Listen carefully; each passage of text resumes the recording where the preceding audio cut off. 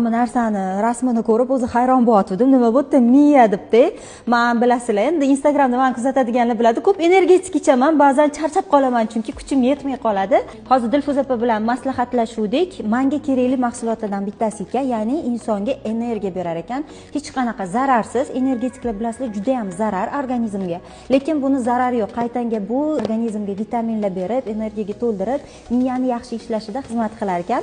Mana shu mahsulotdan hozir yana olib ketyapman. Bir qator yengilliklar bor bu yoqda. Hattoki men bu narsa ham. Bu boshqasi, bu boshqasimi? Boshqa. Bu qanaqa? Bu tonus, bu energiyani ko'tarib, kayfiyat beradi. Anomiyani 2 barobar ishlashini yordam beradi. Bu kayfiyat ham beradi. Kayfiyat ham beradi. Shizo. Bundan ham olaman.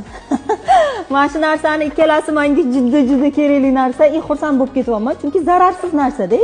Foyda olsanglar olasizlar, zarar olmaysizlar. Xuddi shunaqa energetikni ta'sirini beradi. Zo'r.